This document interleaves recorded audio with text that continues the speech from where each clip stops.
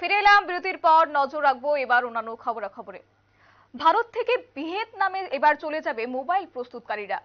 এমনটাই খবর রয়েছে যে ভারত থেকে ভিয়েতনামে চলে যাবে মোবাইল প্রস্তুতকারকরা, যেখানে অর্থমন্ত্রী নির্মলা সীতারামনকে চিঠি দিয়ে সতর্ক করলেন আইটি মন্ত্রী। কিন্তু কেন ভারত থেকে চলে যাবে মোবাইল প্রস্তুত কোম্পানিগুলো, সরাসরি সেই এবার বিষয়ে আমরা জেনে নেবার চেষ্টা করব। আমাদের প্রতিনিধি রয়েছে অঙ্কিতা বর্ধন সরাসরি নিউজ রুম থেকে। অঙ্কিতা, কি রয়েছে বিস্তারিত, যেখানে ভারত থেকে এবার এই ভিয়েতনামে চলে যাবেন মোবাইল প্রস্তুতকারকরা, কেন এই সিদ্ধান্ত হঠাৎ? একদমই। দেখো, বর্তমানে কিভাবে প্রযুক্তির দিক থেকে উন্নত করা যায়, বিশেষ করে যে মাইক্রোসফট কোম্পানিগুলি রয়েছে বা মাইক্রোসফট যে ইন্ডাস্ট্রিগুলি রয়েছে, তাকে কিভাবে অর্থনৈতিক দিক থেকে চাঙ্গা করা যায়, তার জন্য কিন্তু ইতিমধ্যেই কেন্দ্রীয় সরকার একের পর এক সিদ্ধান্ত গ্রহণ করছে। কিভাবে অগ্রগতিকে আরো ত্বরান্বিত করা যায়, তার জন্য একাধিক পদক্ষেপ গ্রহণ করছে কেন্দ্র।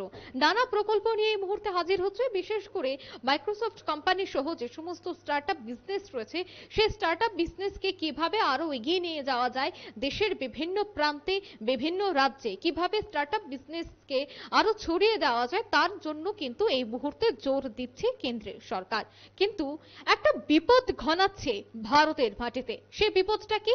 বিপদটা হচ্ছে যে ভারতের মাটিতে এতদিন যে অ্যাপেল সহ বিভিন্ন মাইক্রোসফট কোম্পানিগুলি ছিল, তারা এবার ভারত ছেড়ে ভিয়েতনামে চলে যাচ্ছে। না কেন? সে বিষয়ে জানা গেছে যে এতদিন, দেখো, প্রযুক্তির দিকে যদি আমাকে বলতে হয়, তবে সেক্ষেত্রে ভারত টেক্কা দিতে চাইছে চীনকে। চীন যেহেতু এই মুহূর্তে প্রযুক্তির দিকে অনেকটা ডেভেলপড, তাই সেক্ষেত্রে একেবারে চীনকে দাপিয়ে বা চীনকে ছাপিয়ে এই মুহূর্তে ভারত কিভাবে শীর্ষে উঠে আসবে, তার জন্য কিন্তু বিভিন্ন পদক্ষেপ গ্রহণ করছে কেন্দ্র। দেখা গেছে অ্যাপেল সহ বিভিন্ন যে কোম্পানিগুলি রয়েছে, তারা ভারতের মাটিতে এসে ব্যবসা করেছিল এবং ভালো মুনাফাও অর্জন করেছে। কিন্তু কিছুদিন আগেই হয়েছিল অন্তর্বর্তীকালীন বাজেট অধিবেশন, যেখানে আশা বা প্রত্যাশার পারদ চড়েছিল যে এবার কিছুটা হলেও আয়করের হার কমবে, অর্থাৎ সরকার যে কর নেয় সেই করের পরিমাণটা কিছুটা কমিয়ে দেবে। কিন্তু সেক্ষেত্রে একেবারে মধ্যবিত্তের বা শিল্পপতিদের আশায় জল ঢালা হয়েছে।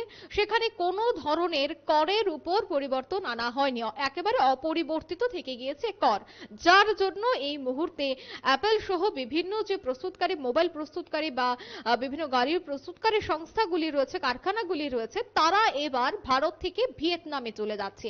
ভিয়েতনামে অনেকটাই কম কর নিচ্ছে সরকার, আর সেই কম করের জন্যই এই মুহূর্তে যারা ব্যবসায়ীরা রয়েছে তারা কিন্তু এবার ভিয়েতনামমুখী হচ্ছে।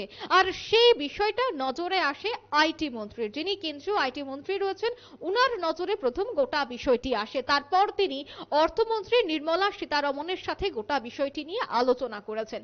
দেখো, যদি আইটি কোম্পানি বা এই যে মোবাইল বা সফটওয়্যার কোম্পানিগুলি রয়েছে, সেগুলি যদি একেবারে দেশ থেকে বিদেশে চলে যায় বা ভিয়েতনামে চলে যায়, সেক্ষেত্রে কিন্তু আখেরে ভারতেরই ক্ষতি হচ্ছে। কি ক্ষতি হচ্ছে? এই যে প্রত্যেক বছর একটা মুনাফা বা প্রত্যেক বছর যে একটা পরিমাণ টাকা আসতো সেই সমস্ত কোম্পানিগুলি থেকে, সেটা কিন্তু ধীরে ধীরে বন্ধ হয়ে যাবে। আজ অ্যাপেল, আগামী দিনে স্যামসাং সহ বিভিন্ন কোম্পানিগুলি যদি ভিয়েতনামে চলে যায়, তবে এই যে রাজস্ব আদায় হচ্ছে সরকারের, কেন্দ্রীয় সরকারের, তার পরিমাণ কমে যাবে। ফলে অর্থনীতির যে চাকা, সে চাকাটা কিছুটা হলেও মন্থর হবে।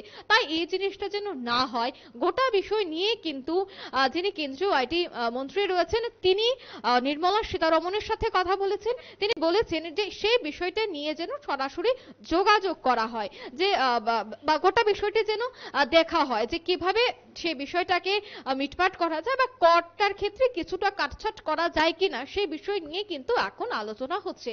এখন দেখার বিষয় যে আগামীতে নির্মলা সীতারমন, যিনি এই মুহূর্তে ভারতের অর্থমন্ত্রী রয়েছেন, তিনি গোটা বিষয় নিয়ে কি সিদ্ধান্ত গ্রহণ করে। শতাব্দী। একদমই। অসংখ্য ধন্যবাদ অঙ্কিতা তোমাকে বিস্তারিত তুলে ধরার জন্য। কথা হচ্ছিল, আমাদের প্রতিনিধি অঙ্কিতা বর্ধন ছিল সরাসরি আমাদের সাথে। অর্থাৎ ভারত থেকে এবার অন্য জায়গায় চলে যাচ্ছেন মোবাইল প্রস্তুতকারীরা, বিশেষ করে এই খবর আমাদের কাছে উঠে এসছে, এবং যেখানে অর্থমন্ত্রী নির্মলা সীতারামনকে আইটি মন্ত্রী একটি চিঠি দিয়ে সতর্কবার্তা জানিয়েছেন। সংবাদ আপাতত এই পর্যন্তই। পরবর্তী আপডেটের জন্য চোখ রাখুন শুধুমাত্র নিউজ ভ্যানগার্ডের পর্দায়। নমস্কার।